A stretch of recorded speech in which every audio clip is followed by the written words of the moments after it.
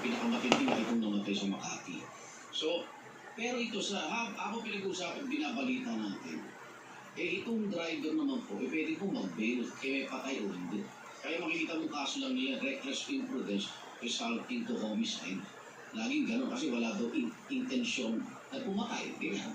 Pero hanggang kailan ba na makita mo na yung sumagasa sa anak mo patay, ay makakalaya. At ito ay wala ng lisensya ay nakakapag-drive pa rin at positive sa drugs.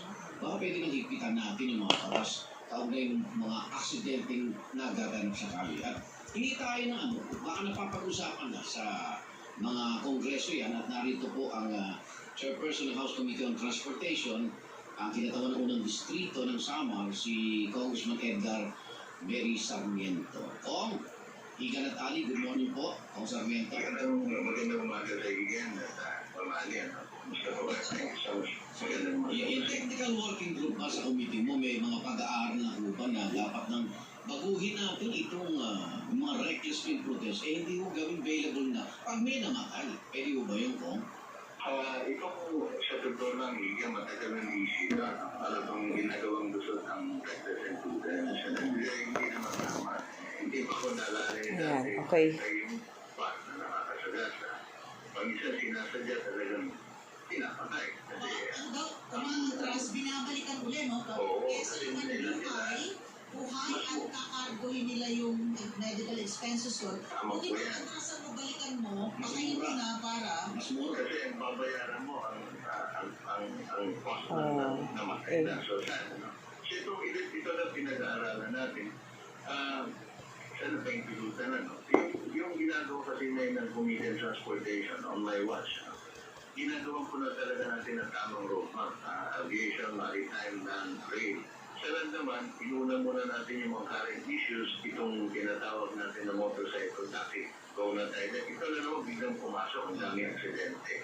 Yung plano talaga ng gobyerno through the effort of the executive branch at dito sa legislation, sana naman mangyari talaga, sinasabi natin na modernization. Next. Kasi matitingnan natin ang sitwasyon ng bus natin at saka ng jeepney. Okay. Ang resulta po ito, kayo sa kalsada, kasama na po ang aksidente.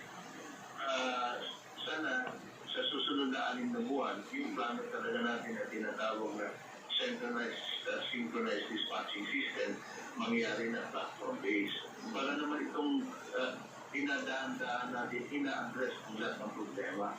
Kasi sa dami ko na sasakyan talaga hindi ganun mamali.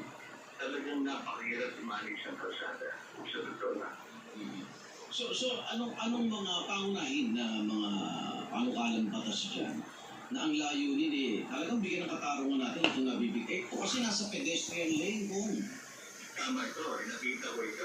Talagang hindi, para bang binoling yung tao, parang hindi ko ma-imagine. Kasi sorry. Sa ikot po natin na Igan, mamali.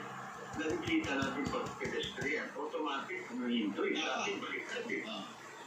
Ang parang ang may right ang sasakyan. Samantala ang discipline kasi po sa pag pedestrian, automatic, hihinto ang sasakyan, madadaanin ang pedestrian, automatic po yan.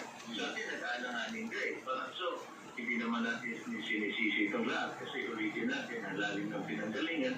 Pero gano'n sana naman mangyari naman ang sabihin natin lahat ng dapat mangyari pagbabago sa kalsada. In the near future, dapat discipline ng drivers, education program, no? Pati na ang pagluloko sa lisensya, fake licenses. Bigpit na ro tayo ngayon dyan sa LTO, in fairness dito kaya sa Calvante. Rest assured po, Sir Igan, Mamali, gagawin po natin ang lahat. Kagaya niyo po, due consideration po natin, ayaw po pong gawin na dahilan ang reckless imprudence kasi kitang-kita mo naman. Parang kulang na lang sa motor po yun sa motor. Nabanggit yung lisensya, baka pwede masigpitan pag PUV, mga ganitong kaso. Tama po yan. In fact, ito nakikita ko natin rito, loss talaga ng operator ito. Kasi sana kung ikay driver ng public utility vehicle, mandatory policy, dapat tinitingnan, sabihin ng bagong lipat. Yan, ito masakit, parang bagong lipat na natin sa mga operator. Sana naman, dapat naman nasa manual naman siguro ito ng tinatawag natin operator, mandatory policy. Tingnan naman po natin sana muna ng lisensya. Dapat may audit process naman tayo. Na huwag naman natin papamanihin na wala na yung number 1 na requirement, which is the driver's license. Kaya nasasaktan po ako, hingi ako ng serious condolences ko rito sa mga bata po ito, parang binoling. Awil na talaga, ipakahapon iyan, tinawagan ko si Asi Calvante na tinitingnan natin. Siyempre, iniisa natin para mayroon talaga tayong tawag na produkto.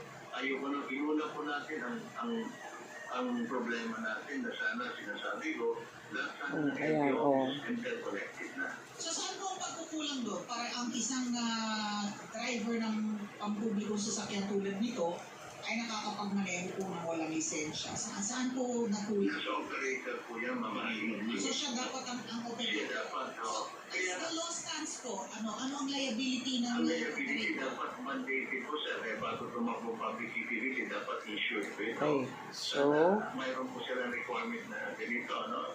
Kinumpay nila lahat ng reglamento. So, ito. Tumakbo. Kaya na, here is the perfect, si Chairman, super perfect lumpia. Nag-break sa modernization natin. Reason, pinapasok rin natin yung yung tinatawag na phase out ng lumang sasakyan. Pero kalimutan po dun sa lisensya. Because apparently, di ay obviously, di